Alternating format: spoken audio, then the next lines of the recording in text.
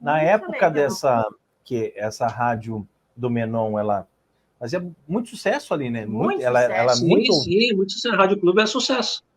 E eu era, assim, adolescente e tal, eu tinha essa ideia de ir lá levar um currículo para ser locutor de rádio, você vê. Então, como que Deus trabalha as coisas na vida da gente sem a gente se dar conta, né?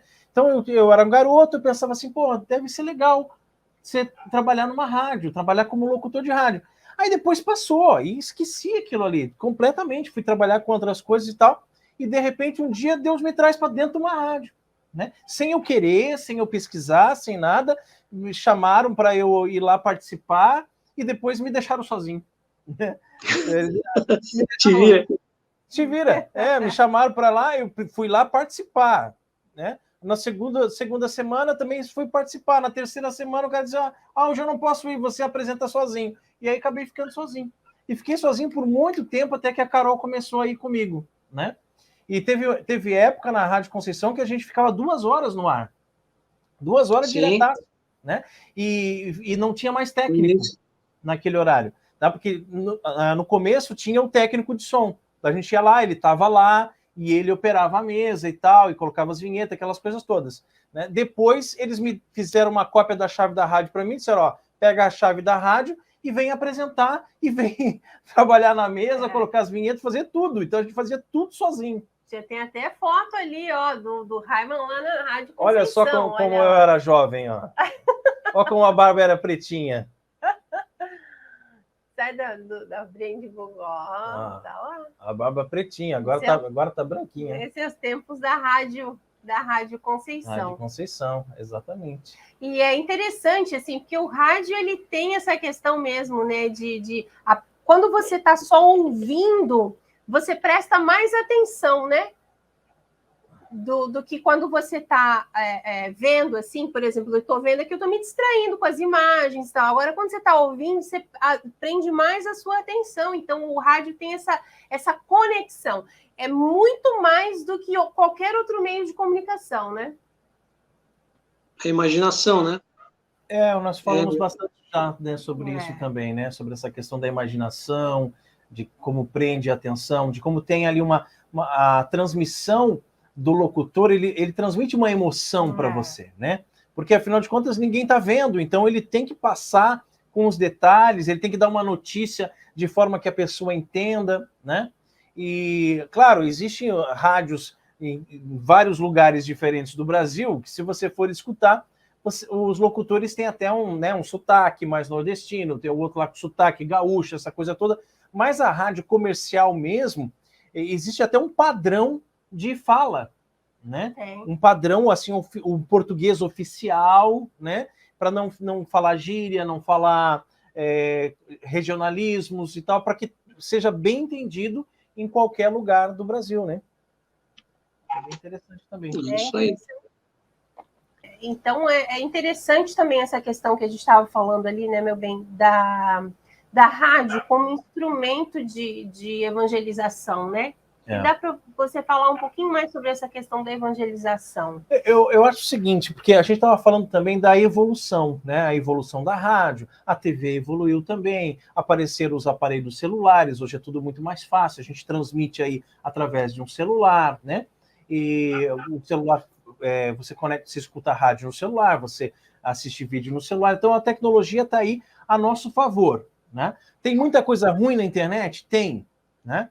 Mas também tem muita coisa boa. A gente pode utilizar desses instrumentos como evangelização, né? Nosso Senhor Jesus Cristo, ele disse para que nós deveríamos pregar por cima dos telhados, né? Pregar por cima dos telhados. O que ele quis dizer com isso? De repente, pela rádio, né? Está por cima dos telhados, está pelas ondas do rádio, está pelo satélite, está chegando a várias pessoas, né? Agora, é interessante quando a gente vê que Nosso Senhor, ele reunia multidões, tá? Isso, se você lê os evangelhos, você vai ver.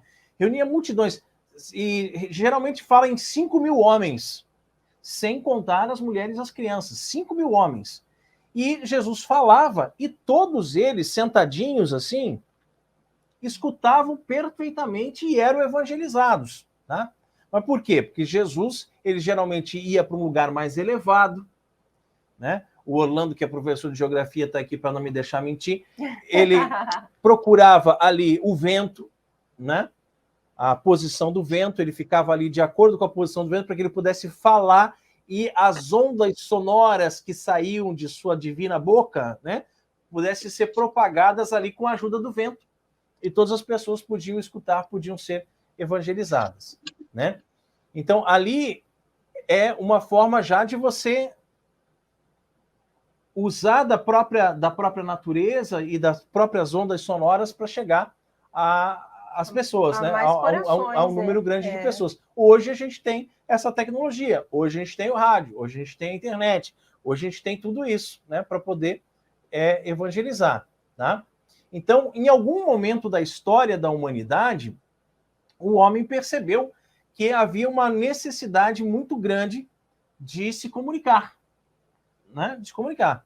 Então, surge com os nossos primeiros pais, né, o desenvolvimento da fala, o desenvolvimento da escrita, né, correios, né, que levavam as cartas a cavalo, né, aquela coisa. Hoje a gente reclama que o correio demora para entregar, mas antigamente demorava muito mais, né? E alguém teve a grande sacada de que seria uma boa ideia transmitir a voz por ondas de rádio, né?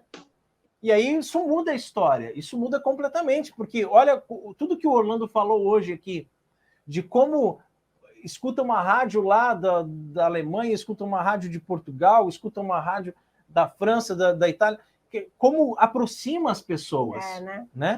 Como você aproximou as pessoas. E claro, quando a gente está na escola, né, a gente ouve falar quem criou o rádio, quem inventou o rádio, aquela coisa toda, né? Fala do Marconi, fala do Tesla, né? Fala desses grandes nomes da história, mas esquecem, deixam para trás uma figura importantíssima que é um padre, né? Que é o padre Landel de Moura. Isso, né? Mesmo. E o padre Landel de Moura, ele tem uma história interessante que a transmissão que ele fez via rádio foi 23 anos antes da primeira experiência do Marconi. Isso mesmo. 23 anos. Então, olha como esse cara estava à frente. Ele fez uma transmissão lá em São Paulo, era cerca de 4 quilômetros da onde ele estava, né? E foi uma transmissão curta, que falou, acho que toquem o hino do Brasil, uma coisa assim, o hino nacional. E fez essa transmissão, cerca de 4 quilômetros ali em São Paulo, e muitos historiadores falam que esse padre, o Landel de Moura, ele foi injustiçado na história em geral, né? Porque, primeiro, ele não foi reconhecido por essa grande invenção, ele é digamos assim, oficialmente, né? Não oficialmente, mas como poderia falar assim, de forma natural, o pai do wireless, ele que fez essa descoberta, e ele registrou essa sua invenção, essas suas descobertas nos Estados Unidos. Então, ele fez o seu registro lá, a sua pesquisa, e depois ele volta para o Brasil, né? Mas ele, mesmo assim, muitos historiadores falam, né, que ele não recebeu o devido incentivo do governo na época. Não teve, isso mesmo, né? Isso mesmo. E daí não foi valorizado, né? E digamos assim que se cometeu essa injustiça contra o padre Landel.